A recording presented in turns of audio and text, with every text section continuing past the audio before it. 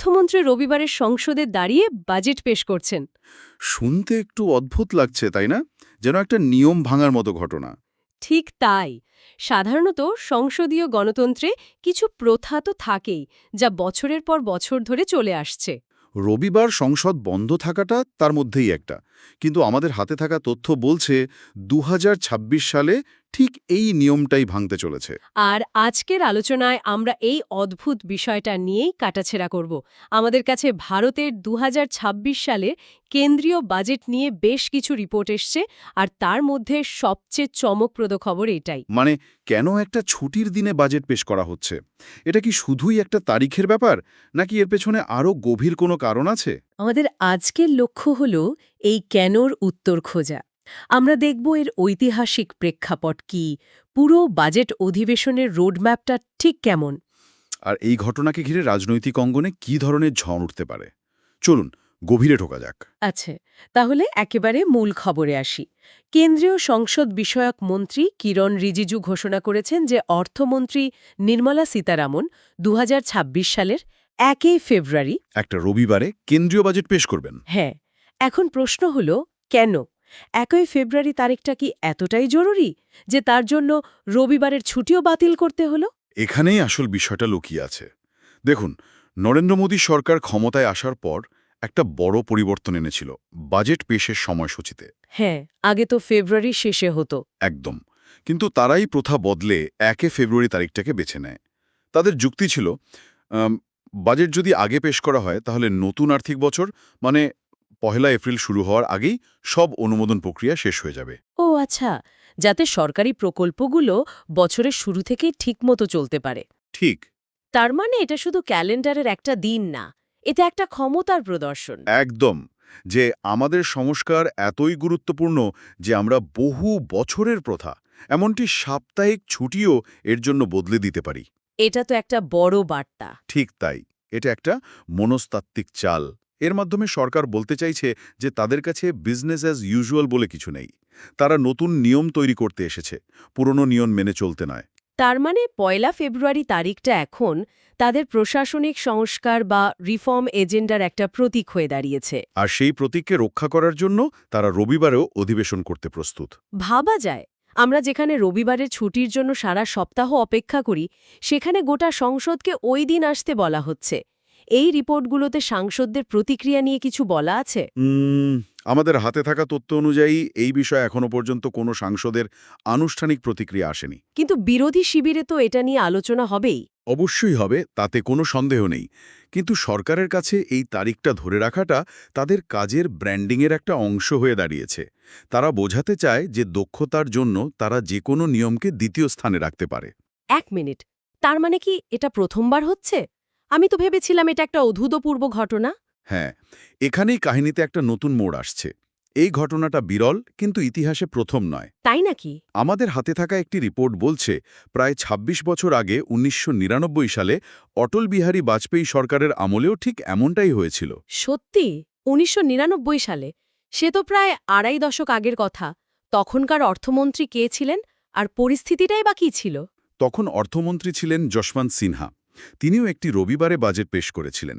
সেই সময়টাও ভারতের জন্য বেশ গুরুত্বপূর্ণ ছিল। অর্থনৈতিক সংস্কারের একটা পর্যায়ে চলছিল। ও আচ্ছা। এই ঐতিহাসিক তথ্যটা আমাদের দুটো জিনিস বুঝতে সাহায্য করে। প্রথমত, এটা প্রমাণ করে যে বিশেষ পরিস্থিতিতে সরকার প্রচলিত নিয়ম ভাঙতে পারে। আর দ্বিতীয়ত, মানে ১৯৯৯ সালের সেই ঘটনা আজকের এই সিদ্ধান্তকে এক ধরনের ঐতিহাসিক বৈধতা বা প্রিসিডেন্ট দিচ্ছে। ঠিক তাই। সরকার বলতে পারে, দেখুন, আমরা আগেও এমনটা করেছি এবং সেটা দেশের স্বার্থেই করা হয়েছিল। ফলে এটাকে নিছক খামখেয়ালিপনা বলে উড়িয়ে দেওয়া কঠিন হয়ে যায়। তার মানে ১৯৯৯ সালেও এমনটা হয়েছিল। কিন্তু রবিবারের এই একটা দিন তো আর বিচ্ছিন্ন ঘটনা নয়। আমাদের সোর্স বলছে এর আগে পরে একটা লম্বা প্রক্রিয়া আছে। মানে পুরো জানুয়ারি থেকে এপ্রিল পর্যন্ত কি হতে চলেছে। একদম। এই ১ ফেব্রুয়ারির বাজেট পেশ আসলে একটা দীর্ঘ নাটকের ক্লাইম্যাক্স। পুরো অধিবেশনটাই দুটো পর্বে ভাগ করা। আমাদের হাতে যে সময়সূচি এসেছে সেই অনুযায়ী শুরু হচ্ছে ২৮শে জানুয়ারি থেকে। হ্যাঁ, অধিবেশন শুরু হচ্ছে ২৮শে জানুয়ারি রাষ্ট্রপতি দ্রৌপদী মুর্মুর যৌথ ভাষণের মাধ্যমে। এটা একটা ঐতিহ্যবাহী সূচনা, যেখানে তিনি সরকারের আগামী দিনের কাজের একটা রূপরেখা তুলে ধরেন।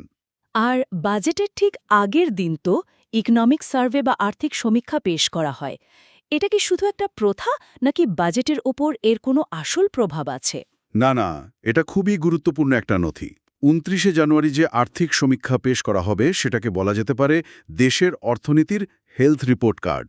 মানে গত এক বছরে দেশের অর্থনীতি কেমন চলেছে তার একটা বিশ্লেষণ। হ্যাঁ, কি চ্যালেঞ্জ সামনে আছে আর আগামী দিনে কি সম্ভাবনা রয়েছে, সবকিছুর একটা বিস্তারিত বিশ্লেষণ থাকে এখানে। বাজেটে যে বড় বড় ঘোষণা করা হয় তার যৌক্তিকতা বা প্রেক্ষাপট কিন্তু এই সমীক্ষা থেকেই তৈরি হয়। বুঝেছি। তারপর আসছে সেই রবিবার, ১লা ফেব্রুয়ারি, বাজেট পেশ। আচ্ছা, এই যে দুটো পর্বে অধিবেশন হয়, এর মধ্যে একটা বিরতি থাকে।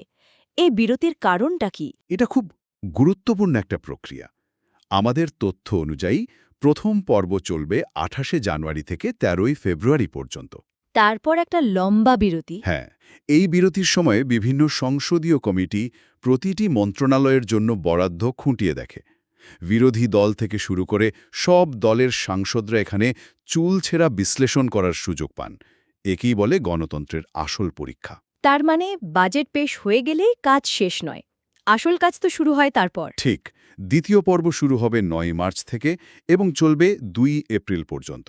এই পর্বে কমিটিগুলোর রিপোর্ট নিয়ে আলোচনা হয়, বিভিন্ন মন্ত্রণালয়ের বাজেট নিয়ে ভোটাভুটি হয় এবং শেষ পর্যন্ত অর্থ বিল পাশ করানো হয়। মানে পুরো প্রক্রিয়াটা বেশ দীর্ঘ আর জটিল। অবশ্যই। আরেকটা বিষয়, রেল বাজেট। একটা সময় ছিল যখন রেল বাজেট নিয়ে মানুষের তুমুল আগ্রহ থাকত। এখন তো সেটা সাধারণ বাজেটের সঙ্গে মিশে গেছে। এবারের বাজেটেও কি তাই হচ্ছে? হ্যাঁ, আমাদের তথ্য তাই বলছে। এই সরকার ক্ষমতায় আসার পর আলাদা করে রেল বাজেট পেশ করার প্রথা তুলে দিয়েছিল। সেই নিয়মই বজায় থাকছে? হ্যাঁ, রেলের জন্য যা বরাদ্দ তা এখন সাধারণ বাজেটেরই একটা অংশ হিসাবে ঘোষণা করা হয়। এটাও তাদের সেই এক দেশ এক বাজেট ধরনের প্রশাসনিক সংস্কারের চিন্তাভাবনারই প্রতিফলন। যেখানে বাজেট পেশের দিনটা নিয়ে এত রাজনীতি, সেখানে বাজেটের ভেতরে কি থাকবে তা নিয়ে তো আরো বড় লড়াই হবে, তাই না? অবশ্যই। সরকারের এই প্রতীকী পদক্ষেপের প্রভাব কি সবখানে একরকম? যেমন ধরুন পশ্চিমবঙ্গ, যেখানে ২০২৬ সালে নির্বাচন, সেখানে এই বাজেটকে কি অন্য চোখে দেখা হবে? আপনি একেবারে মৌখুম জায়গায় প্রশ্নটা করেছেন। রাজনীতি আর অর্থনীতি এখানে হাত ধরাধরি করে চলে। আমাদের হাতে থাকা একটা রিপোর্ট বিশেষভাবে পশ্চিমবঙ্গের পরিস্থিতি তুলে ধরেছে।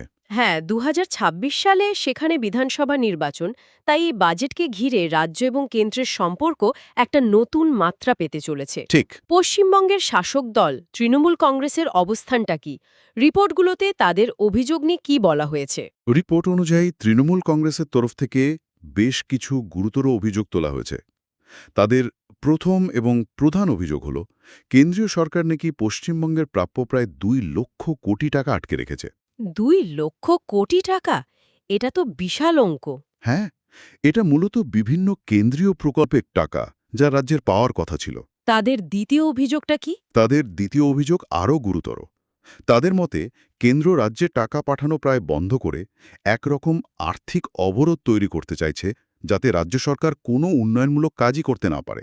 মানে এক ধরনের আর্থিক অচলাবস্থা চাপিয়ে দেওয়ার চেষ্টা, তাদের ভাষায়। একদম অর্থাৎ তাদের সরাসরি অভিযোগ যে এটা রাজনীতিক প্রতিহিংসা। ঠিক তাই। তৃণমূল কংগ্রেসের নেতারা বিহার নির্বাচনের আগের পরিস্থিতির উদাহরণ দিচ্ছেন। তাদের দাবি, বিহারে নির্বাচনের আগে কেন্দ্র থেকে বিশেষ প্যাকেজ ঘোষণা করা হয়েছিল। কিন্তু পশ্চিমবঙ্গের ক্ষেত্রে ঠিক তার উল্টোটা করা হচ্ছে। তাদের আশঙ্কাটা তেমনই, যে এই বাজেটেও পশ্চিমবঙ্গকে বঞ্চিত করা হতে পারে। এখানে আমাদের এটা স্পষ্ট করে দেওয়া দরকার যে এই বক্তব্যগুলো কিন্তু রিপোর্টে উল্লেখিত তৃণমূল কংগ্রেসের দাবির উপর ভিত্তি করে বলা। এটা তাদের রাজনৈতিক অবস্থান। আচ্ছা, এই পুরো বিষয়টার মধ্যে জোট রাজনীতির একটা দিকও তো আছে। আমাদের সোর্স কি বলছে যে সরকারের শরিক দলগুলো, মানে জোট সঙ্গীরা, এই রবিবার বাজেট পেশের সিদ্ধান্ত নিয়ে কিছু বলেছে? এটা একটা খুবই ইন্টারেস্টিং পয়েন্ট। আমাদের হাতে থাকা তথ্য বলছে প্রধানমন্ত্রী বা সরকারের কোনো জোটসঙ্গী এই বিষয়ে কোনো মন্তব্য করেনি। তাদের এই নীরবতা কিন্তু অনেক কিছুর ইঙ্গিত দেয়। কি রকম? দেখুন, একটা জোট সরকারে এই ধরনের বড় সিদ্ধান্ত, যা একটা দীর্ঘদিনের প্রথাকে ভাঙছে। তা সাধারণত সব শরিকের সঙ্গে আলোচনা করেই নেওয়া হয়। হ্যাঁ, তাদের নীরবতার দুটো অর্থ হতে পারে।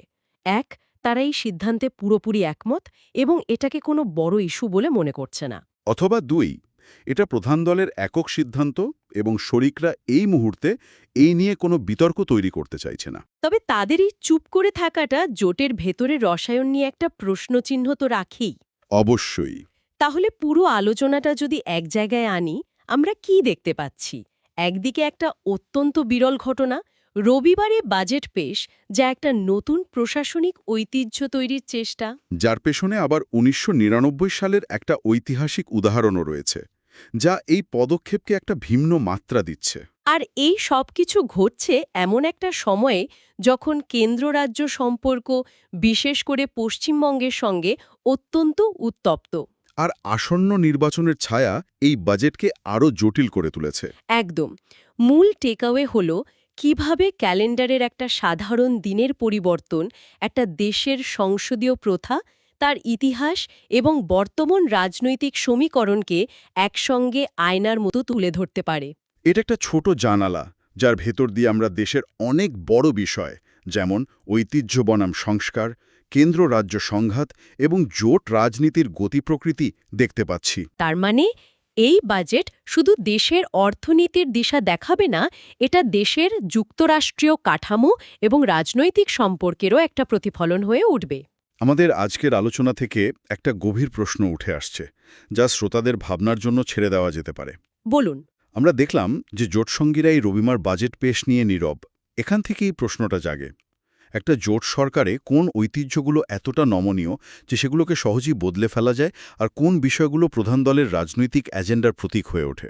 আর সবচেয়ে বড় প্রশ্ন হল, কখন একটা সাধারণ ক্যালেন্ডারের দিন একটা শক্তিশালী রাজনৈতিক ইশতেহারে পরিণত হয়।